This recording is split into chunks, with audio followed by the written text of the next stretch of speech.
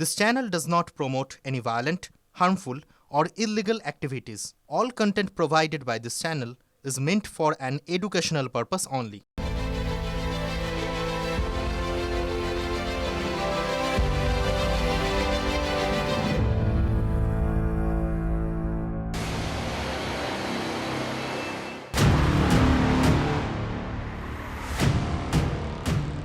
তৃণমূল কংগ্রেস এতদিন ধরে সংখ্যালঘু মানুষগুলোকেও ভুল বুঝিয়ে রেখেছে।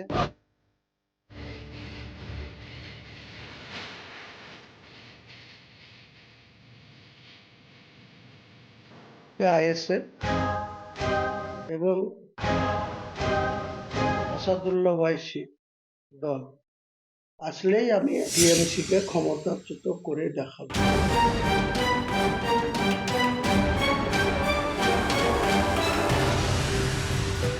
আগামী নির্বাচনে এর জবাব বাংলার মানুষ দেবে, সংখ্যালঘু মানুষরা দেবে।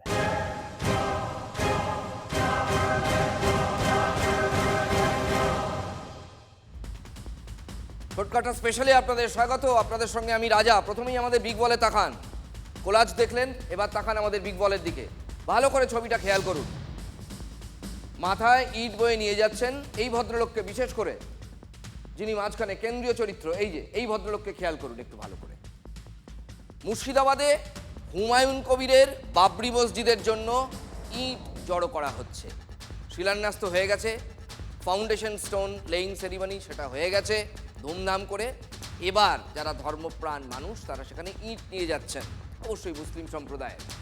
এই মাথায় ইট নিয়ে যাওয়ার যে ছবি, এটা হয়তো আপনারা সোশ্যাল মিডিয়াতেও দেখেছেন, আমাদের চ্যানেলেও দেখেছেন। কিন্তু নির্দিষ্ট করে আজকে এই ছবিটা কেন দেখাচ্ছি বলুন তো? ওই যে ছবিতে যার দিকে তাকাতে বললাম, কালো কোট পরে যে ভদ্রলোককে দেখছেন, গলায় একটা মাফলার, মাথায় দুটো ইট বয়ে নিয়ে চলেছেন তিনি বীরভূমের শাসক দল তৃণমূল কংগ্রেসের নেতা।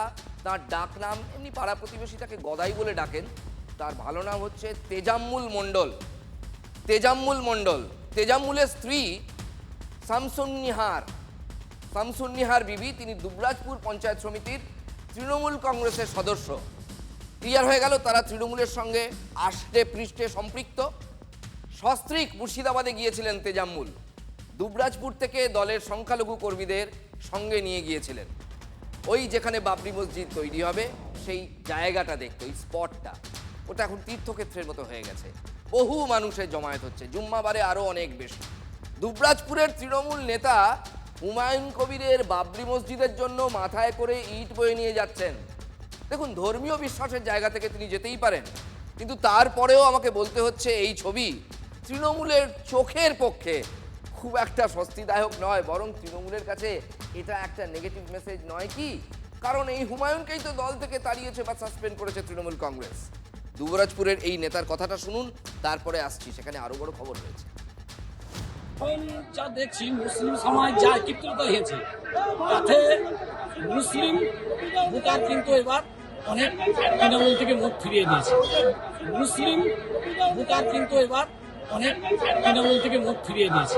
যা দেখলাম তাতে আজকে চুম্মা নামাজে প্রায় 1.5 লক্ষের উপর লোক হয়েছিল। এখন মসজিদটা আমাদের ইট দেখলাম প্রায় 30 থেকে 35 লাখের উপর হবে। তৃণমূলের বীরভূমের এই সংখ্যালঘু নেতা তেজাম্মুল, তিনি দাবি করছেন সংখ্যালঘুদের বেশিরভাগই তৃণমূলের দিক থেকে মুখ ফিরিয়ে নিয়েছে। আর কমাস পর ভোট, হুমায়ুন কবিরের বাবরি মসজিদ নিয়ে সংখ্যালঘুদের উদ্দীপনা আঁচ করেই তিনি হয়তো এমন কথা বলছেন। হয়তো আবেগ বেশি কাজ করেছে, কিন্তু এই আবেগের 2 থেকে 3% ভোট যদি হুমায়ুনের নতুন দলের দিকে শিফট করে যায়, তাহলে মাঝখান থেকে বেশ কয়েকটা আসন এক্সট্রা পেয়ে যেতে পারে বিজেপি। তৃণমূল কংগ্রেস এতদিন ধরে সংখ্যালঘু মানুষগুলোকেও ভুল বুঝিয়ে রেখেছে, তাদের চোখ খুলছে, যে কারণে আজকে তৃণমূলের মাথা ব্যথার কারণ হয়ে গেছে। আমি যদি ধরে নিই যে আবেগ থেকে বলছেন, সেখানে প্রচুর জনসমাগম দেখে বলছেন তাঁরই সম্প্রদায়ের, তাঁরই ধর্মবিশ্বাসে যারা বিশ্বাসী, ভোটারদের আবেগ কি উপেক্ষা করা যায়? দেখুন, তেজাম্মুল কি দাবি করলেন সেটা নিয়ে তৃণমূলের যারা রাজ্য স্তরের নেতা তারা হয়তো খুব বেশি প্রতিক্রিয়া দিতে চাইবেন না, খুব বেশি মাথা ঘামাবেন না। কিন্তু তেজাম্মুলরা তো দলের চুনোপুটি নেতা, তাই না? তাদের ব্যাখ্যা এমন থাকতে পারে।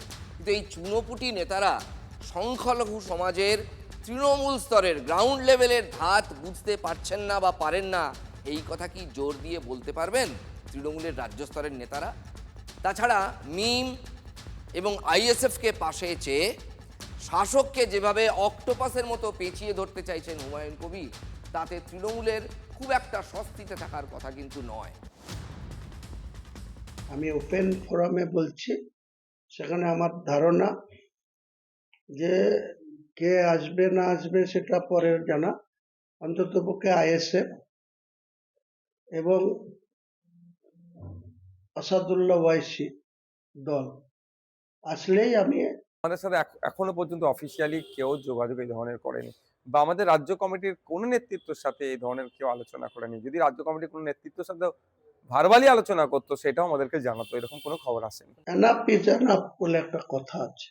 বাংলার রাজনীতিতে নতুন সমীকরণ করে দেখাবো, টিএমসি কে ক্ষমতাচ্যুত করে দেখাবো। আচ্ছা, ঠিক কিসের জোরে হুমায়ুন কবির এতটা আত্মবিশ্বাসী বলুন তো? সংখ্যালঘু ভোট?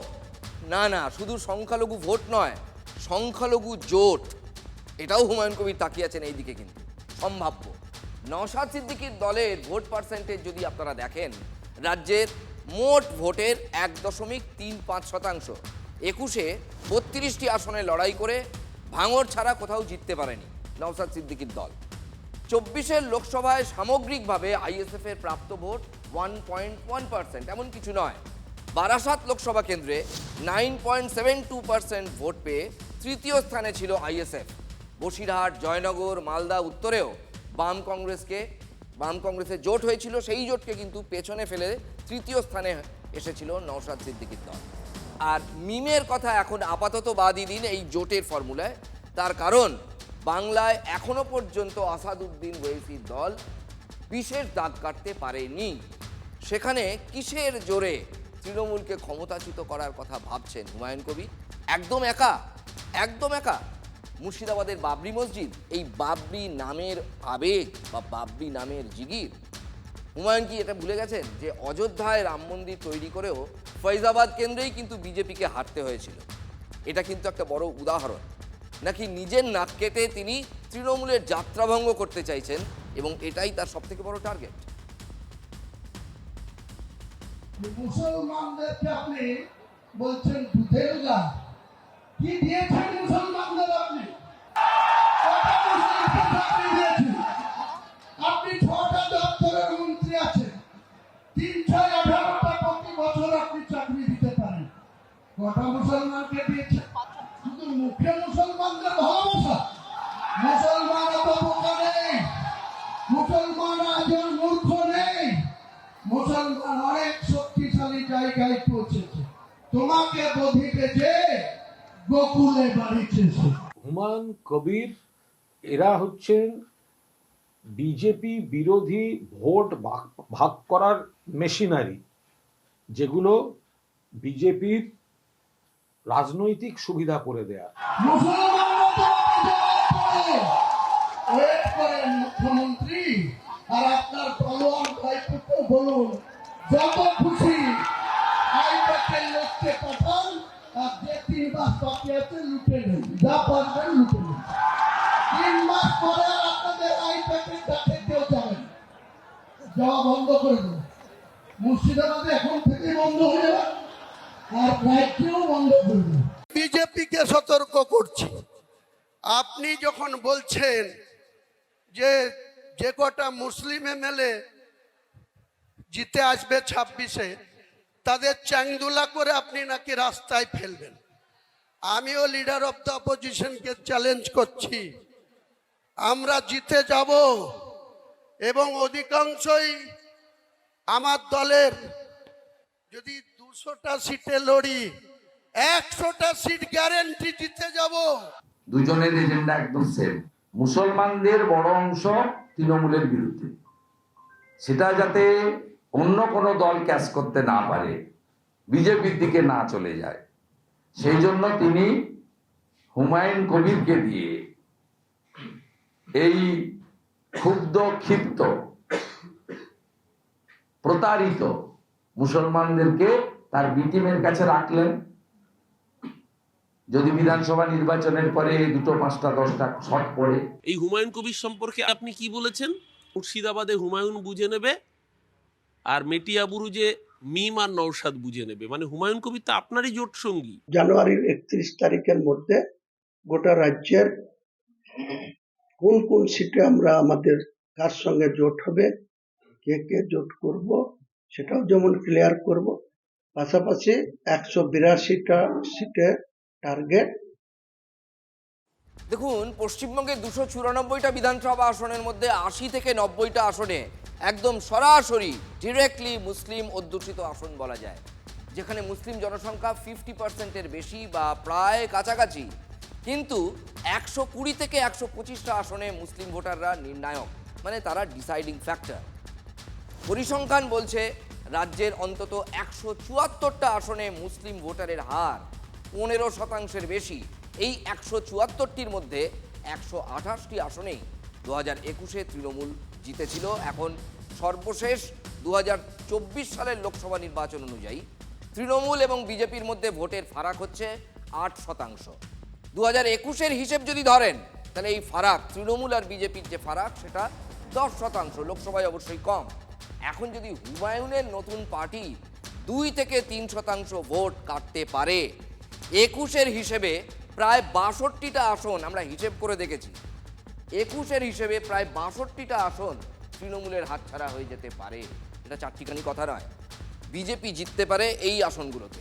যেসব আসনে তৃণমূলের জয়ের মার্জিন ছিল ওই 5000, 5000, অ্যারাউন্ড 5,500-এর কম। তমলুক, জলপাইগুড়ির মতো এমন অনেক আসন রয়েছে। কিন্তু হুমায়ুনের জন্য এই সমীকরণ যেটা মুখে বলা হচ্ছে, এটা কি এত সহজ হবে? যে নওশাদকে তিনি জোটে ধরে রেখেছেন, মানে নওশাদের সঙ্গে প্রায় হয়েই যাবে এরকম একটা ব্যাপার তিনি মনে করছেন, সেই নওশাদ সিদ্দিকী আজই গিয়েছিলেন আলিমুদ্দিনে।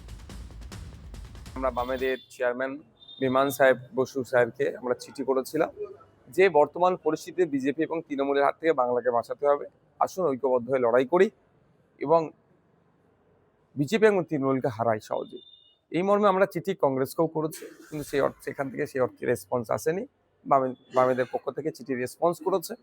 আমরা একাধিকবার আলোচনাও হয়েছে আমাদের এর মধ্যে। আজকে আমাদের আলোচনা ছিল যে কিভাবে আপনার লড়াইটা হবে, কোন দলের প্রার্থী দিলে লড়াইটা ভালো হবে, সে বিষয় নিয়ে আজকে আমাদের আলোচনা ছিল। বিজেপি গতবার তাদের সব ফর্মুলা ফেল করেছিল, এবারও করবে। মমতা বন্দ্যোপাধ্যায় আমাদের রাজ্যে মুসলমানদের যে ব্যবহার করছে, মমতা ব্যানার্জি হাতে বোম মেশিন তুলে দিচ্ছে, মারছে মুসলমান, মরছেও মুসলমান। আমরা সংখ্যালঘুদের বলি, মোদিজিকে দেখে উন্নয়নের জন্য ভোট দাও। 4 কোটি মুসলমান থাকে উত্তরপ্রদেশে, কারোর কোনো ক্ষতি হয়নি। তো এবার আর ওই তৃণমূল থেকে নিয়ে গিয়ে দলে যোগ দেওয়ানো না করিয়ে এদিক ওদিক বি টিম সি টিমের দরজা খুলিয়ে মঞ্চ বেঁধে কিছু মানুষকে বিভ্রান্ত করার চেষ্টা করছেন। তারা চাইছে মুসলমান ভোট ভাগ হয়ে যায়, অন্তত কংগ্রেসে যেন কিছু না হয়। মুর্শিদাবাদে কংগ্রেসকে জব্দ করতে হবে। বাংলার মানুষকে এতটা বোকা ভাবলে 77-এ আছেন, এখন অবশ্য 65-তে নেমেছেন, লোক বিধানসভা নির্বাচনের পরে 27-এ নেমে যাবেন। আমরা চাইবো যারা যেখানে শক্তিশালী আছে তাদেরকে আরো বেশি সাপোর্ট দিয়ে সেই সিটটাকে কিভাবে বিজেপি এবং তৃণমূলের হাত থেকে কেড়ে নেওয়া যায়। শুধু টাকা আটকে এরা বসে নেই, এরা মানুষের মৌলিক অধিকার কেড়ে নিতে চাইছে। যেখানে কে ভোট দেবে সরকার নির্বাচিত করছে। বাঙালিদেরকে বিপদে ফেলা হচ্ছে, নাকি অভিষেক বন্দ্যোপাধ্যায়রা বিপদে পড়েছেন, মানে মমতা বন্দ্যোপাধ্যায়ের কোম্পানি বিপদে পড়েছে বলে বাঙালি বিপদে আছে বলা হচ্ছে?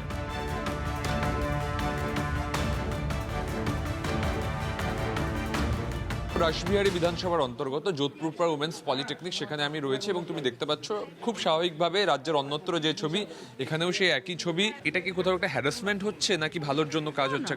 আমার তো মনে হয় ঠিকই আছে, যেটা নিয়ম সেটা ফলো করে করলে সবারই ভালো হবে।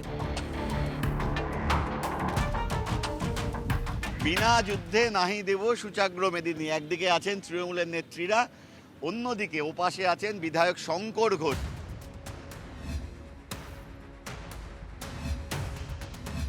ঠিক রাজনৈতিক যুদ্ধ বললে আমরা ভুল বলবো, এটা গণতন্ত্রের উপর প্রহসনের একটা যুদ্ধ আমরা বলবো। যারা হিয়ারিংয়ে যাদের নাম এসছে তাদেরকে নমস্কার, তাদেরকে সহযোগিতা করা।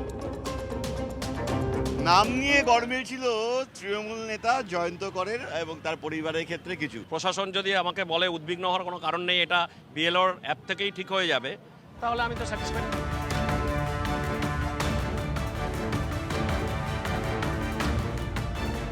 ইলেকশন কমিশন বিজেপির বি টিম হিসেবে করছেন। যারা খেলতে পারে না তারা ওইসব কথা বলে, খেলতে পারবে না হেরে যাবে জেনে এইসব কথা বলছে। এই দেখুন বিগ বলে কি লিখেছি বড় করে, ভুল বোঝালেই হলো। কে ভুল বোঝাচ্ছে? ওমা, শাসক দলের বিরুদ্ধে এসআইআর নিয়ে আবার ভুল বোঝানোর অভিযোগ। এসআইআর এর একটা প্রক্রিয়া নিয়ে আবার নতুন করে ভুল বোঝানোর অভিযোগ। বঙ্গের শাসক দলের বিরুদ্ধে এসআইআর নিয়ে বরাবরই ভুল বোঝানোর অভিযোগ বিজেপি তুলে এসেছে। আজ এসআইআর শুনানির শুরুর দিন কমিশনে গিয়েছিল তৃণমূলের প্রতিনিধি দল, 5 জনের প্রতিনিধি দল, 5 জনই ছিলেন মন্ত্রী। আর কমিশনের দফতরে বসেই একটা প্রশ্ন তুলেছে তৃণমূল, 58 লক্ষ নাম কেন বাদ দেওয়া হলো। কমিশনের কাছে তার ব্যাখ্যা চেয়েছে তৃণমূল। তারপর স্পেসিফিক্যালি মন্ত্রী অরূপ বিশ্বাসের প্রশ্ন, কি প্রশ্ন? বাদ যাওয়া নাম প্রকাশ নয় কেন, মানে প্রকাশ করা হয়নি কেন? অরূপ বিশ্বাস মন্ত্রী প্রশ্ন তুলেছেন, বাদ যাওয়া নাম প্রকাশ করা হয়নি কেন, তালিকা পাবলিক ডোমেনে নেই কেন, প্রশ্ন তুলেছেন অরূপ বিশ্বাস। এটা তো একটা বড় কেলেঙ্কারি, অভিযোগ করছেন অরূপ বিশ্বাস। বারবার কেন্দ্রীয় সরকার তিনি ভোটার ঠিক করে দিচ্ছেন। প্রথম কথা যে 55 লক্ষ নাম বাদ দেওয়া হলো, তার তালিকা তো যে কোনো মানুষ পেতে পারেন, পাবলিক ডোমেনে আসা উচিত। কেন এই 55 লক্ষ মানুষের নাম পাবলিক ডোমেনে আনা হচ্ছে না? এটাই তো একটা সব থেকে বড় ষড়যন্ত্র, একটা বড় কেলেঙ্কারি। এই খেয়েছে রে, কি বলছেন মন্ত্রী মশাই? পাবলিক ডোমেনে বাদ যাওয়া নামের তালিকা নেই, তিনি প্রশ্ন তুলছেন নাম নেই, নাম নেই কেন? এটা একটা ষড়যন্ত্র। রাজ্যের মন্ত্রী এই প্রশ্ন তুলছেন, দেখে তুলছেন তো? আচ্ছা, সত্যি কি পাবলিক ডোমেনে বাদ যাওয়া নামের তালিকা নেই? একবার দেখুন তো। কেন এই 55 লক্ষ মানুষের নাম পাবলিক ডোমেনে আনা হচ্ছে না? এটাই তো একটা সব থেকে বড় ষড়যন্ত্র, একটা বড় কেলেঙ্কারি। এই 55 লক্ষের নাম ইলেকশন কমিশন তার ওয়েবসাইটে দিক। আচ্ছা, সত্যিই কি যাদের নাম খসড়া ভোটার তালিকা থেকে বাদ পড়েছে তাদের নাম নির্বাচন কমিশন জানাচ্ছে না? কি বলছে কমিশনের ওয়েবসাইট? আসুন একেবারে হাতে কলমে দেখাই আপনাদের। প্রথমে নির্বাচন কমিশনের ওয়েবসাইটে গেলাম। এটা নির্বাচন কমিশনের ওয়েবসাইট, যেখানে লেখা রয়েছে list of the voters whose name were in the west Bengal election rolls as of 2025 but are not included in the draft roll of SIR 2026। এখানে কি রয়েছে? প্রথমেই রয়েছে ডিস্ট্রিক্ট। তো আমি ডিস্ট্রিক্টে গেলাম, যে কোনো র্যান্ডাম, ধরা যাক আমি নদিয়া ডিস্ট্রিক্ট খুললাম। এবার এসছে অ্যাসেম্বলি কনস্টিটুয়েন্সি, আমি গেলাম যে কোনো একটা, আমি ধরা যাক নবদ্বীপ কেন্দ্রে দেখলাম।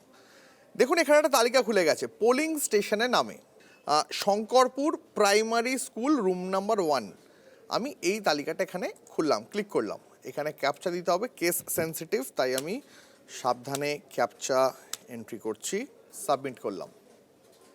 দেখুন কয়েক সেকেন্ডের মধ্যে একটা তালিকা খুলে যাবে, যে তালিকায় যাদের নাম বাদ পড়েছে খুব স্পষ্টভাবে তাদের নাম লেখা রয়েছে। ছবি ঘোষের নামে গেলাম, দেখুন তার স্বামীর নাম জয়দেব, তিনি একজন মহিলা, এবং এই খসড়া ভোটার তালিকায় নাম নেই কারণ ইনি মৃত। আরও একটা, ধরা যাক এই বিশাখা ঘোষ, আমি র্যান্ডামলি একেবারেই দেখছি, যার স্বামীর নাম অমিত, যিনি একজন মহিলা, তাকে খুঁজে পাওয়া যায়নি বা তিনি অনুপস্থিত, তাই খসড়া ভোটার তালিকায় তার নাম নেই এবং সম্ভবত তিনি শুনানিতে ডাক পাবেন। এটা হচ্ছে পুরোপুরি বিজেপির অফিস, যেটা বিজেপি ঠিক করে দিচ্ছে যে টার্গেট, সেটাই ফুলফিল করার চেষ্টা করছেন এই নির্বাচন কমিশন। যারা খেলতে পারে না তারা ওইসব কথা বলে, খেলতে পারবে না হেরে যাবে জেনে এইসব কথা বলছে। ভুল বোঝালেই হলো? পাবলিক এত বোকা? কমিশনের ওয়েবসাইটে জল করছে 58 লাখ বাদ যাওয়া নাম। তাহলে এবার কি বলবেন যারা প্রশ্ন তুলছিলেন? ভোটার তালিকায় নাম তুলতেই, সেই কারণেই নোটিশ পেতেই ভিড় শুনানি কেন্দ্রগুলোতে, সেটা ভয়ে হোক বা ভক্তিতে। দেখুন আপনাদের দেখাই একে একে। এটা চন্দ্রকোনার ছবি, ডাক পড়েছে শুনানিতে, চোখে অস্ত্রোপচার হয়েছে মাত্র কদিন আগে, তাও লাইনে গিয়েছেন, শুনানির লাইনে গিয়েছেন, অর্থাৎ সেখানে শুনানির জন্য গিয়েছেন। 12 বা 5 দিন আগে অস্ত্রোপচার, কালো চশমা পরেই এসআইআর এর লাইনে চলে গিয়েছে। এবার দেখুন আরেকটা ছবি দেখাই, হুগলির চণ্ডীতলার ছবি। এসআইআরে আনম্যাপড, ডাক পড়েছে শুনানিতে, হুইল চেয়ারে বসে বিডিও অফিসে পৌঁছে গিয়েছেন এই প্রৌঢ়। তাহলে এরা প্রত্যেকেই ব্যাপারটাকে রেসপেক্ট করছেন এবং সিরিয়াসলি নিয়েছেন। কেউ বলছেন না ও মা যাবো না বা পরে গেলেও চলবে। মোদ্দা কথা হলো, দেখুন ভয়ে হোক বা ভক্তিতে, যতই অপপ্রচার হোক, আমরা শুনানি পর্বের শুরুতেই দেখতে পাচ্ছি যে শারীরিক দৈহিক কষ্ট নিয়েও, আবার বলছি ভয়ে হোক বা ভক্তিতে, আইন কিছুটা ভক্তিতে মানে, আইন অনেকে ভয়েও মানে, পরিষ্কার বাংলা কথা। মানুষ এটাকে সিরিয়াসলি নিয়েছে, ফলে প্রত্যেকেই চাইছেন যে ভোটার তালিকা থেকে কোনোভাবে তার নাম যাতে বাদ না যায়। সবাই যে ভয় করছেন এমন নয়, এই বিষয়টার প্রতি শ্রদ্ধাবোধ থেকেও করছেন, কারণ এটা তো দেশেরই আইন। চেন্নাই থেকেও এসেছেন নাম তুলতে, বেশি ফ্লাইট ভাড়া খরচা করে, এমন উদাহরণও আছে আমাদের কাছে।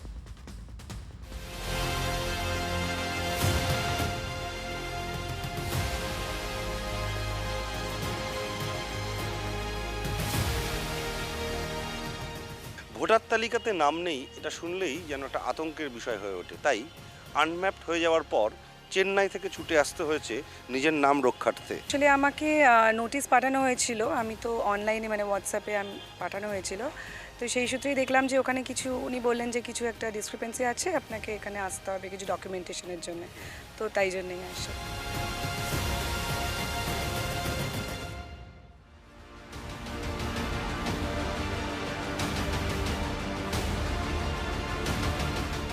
তিয়াত্তর বছর বয়সী স্বপ্না ঘোষ, তিনি চলাফেরায় প্রায় অক্ষম, কিন্তু শুনানিতে তাকে আসতে হয়েছে এই অবস্থাতেই, এবং সেজন্য তাকে নিয়ে আসার জন্য অ্যাম্বুলেন্সের বন্দোবস্ত করতে হয়েছে পরিবারের সদস্যকে।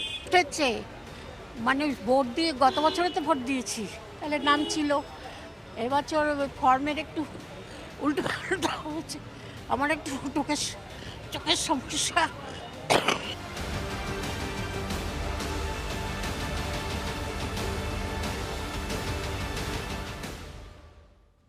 ভুল বুঝতে চান না কেউ, নাম তুলতে অশক্ত শরীরেও হাজির হচ্ছেন প্রত্যেকে। ওই যে বললাম, হয় ভয়ে কিংবা ভক্তিতে, তবু কোথাও রাজনীতি কিন্তু ভুল বোঝানোর খেলায় মেতে আছে। যে ইলেকশন কমিশন কোনো ইলেকশন কমিশনই নয়, এটা হচ্ছে বিজেপির বি টিম।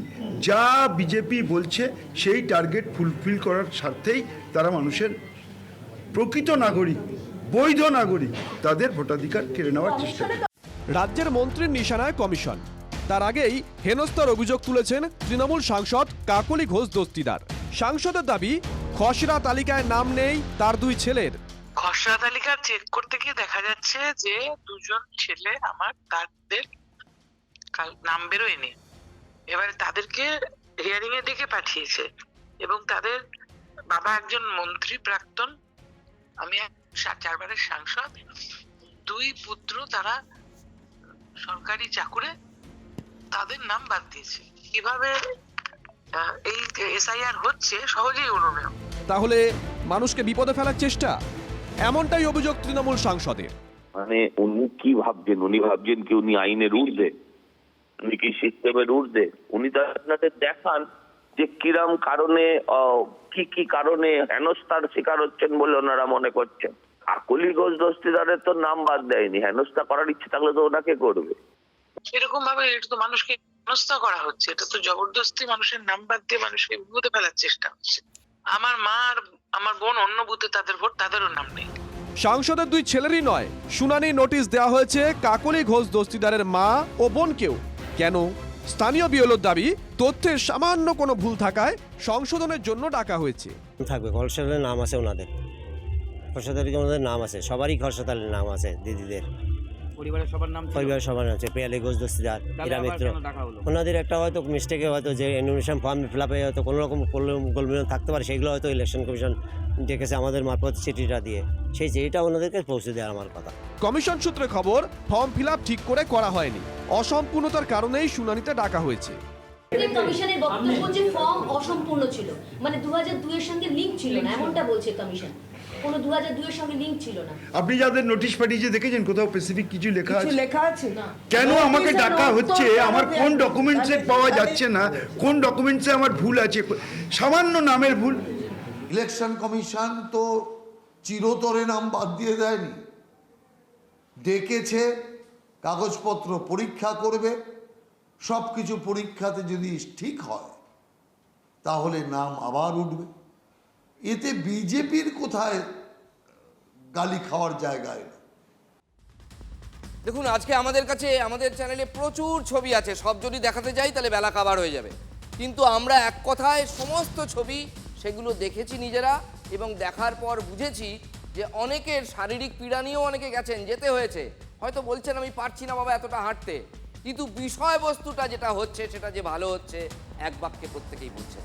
বিরক্তি হয়তো শরীর নিয়ে প্রকাশ করছেন, কিন্তু এসআইআর নিয়ে নয়। সুতরাং এটা একটা ওয়েলকাম মুভ।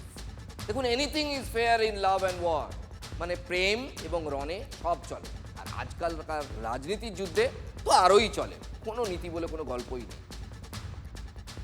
গণতন্ত্রের রীতিনীতি ঐতিহ্য যে মানুষ ভোট দিয়ে সরকার নির্বাচিত করে, আর আজকে দেশটা এমন জায়গায় নিয়ে গেছে বিজেপি এবং মোদী সরকার, যেখানে কে ভোট দেবে সরকার নির্বাচিত করছে। এসআইআর 11টা রাজ্যে হচ্ছে, তো 11টা রাজ্যে বিজেপি দখল করার চেষ্টা করছে। তো আমরা শুধু বাংলা কেন, আমরা তো গোটা দেশে রাজ্য সরকার বানাতে চাই। যে কেরলে আমরা সবে একটা কর্পোরেশন জিতেছি, অনেক কর্পোরেশনের সিট জিতে, সেই কেরলও দখল করতে চায়। সংবাদ মাধ্যমে বললো যে এই বাংলার 7 কোটি ভোটারের মধ্যে 1,36,00,000 এমন কেস রয়েছে যার কোনো না কোনো লজিক্যাল ডিসক্রিপেন্সিতে সমস্যা রয়েছে। কোন জাদুকাঠির বলে? আর এই লিস্ট কোথায়? ত্রুটিমুক্ত নির্বাচক তালিকা বা ভোটার লিস্টের সাথে যদি কোনোভাবে কম্প্রোমাইজ হয়ে থাকে, সেইটা যুক্তি দিয়ে বলুন যে নির্বাচন কমিশনের এই পদ্ধতিটা ভুল, এতে এরকম হবে, নাম 2 জায়গায় আছে বলে চিৎকার চেঁচামেচি করেছিলেন, তো নাম বাদ দিতে হবে না? বলুন তাহলে। আর এই লিস্ট যদি রিলিজ না করা হয়, আমরা একটা সময়সীমা আগামী 31 তারিখ বেঁধে দিয়ে আসবো। 31 তারিখ আমাদের সময় দিয়েছে, আমরা দিল্লিতে ইলেকশন কমিশনের অফিসে যাব, নির্বাচন সদনে গিয়ে আমাদের যা বলার বলবো, আর যদি এই লিস্ট না রিলিজ করা হয় ইলেকশন কমিশনের অফিস ঘেরাও হবে। ডিসেম্বর অফিসে যাচ্ছে কোথায়? কমিশনে অভিযোগ। আমি হলাম আমেরিকায় যাচ্ছে নাকি? মাঝে মাঝে আমেরিকা বিদেশ টিদেশ যান, তো কমিশনে যান, 100 বার যান, যুক্তি নিয়ে যাবেন, রাজনৈতিক কথাবার্তা বলবেন না, যুক্তি বলুন যে নির্বাচন কমিশনের পদ্ধতিতে এখানে ভুল আছে, এটাকে সংশোধন করা প্রয়োজন, যুক্তি দিয়ে প্রমাণ করুন। কোনো যুক্তি নেই।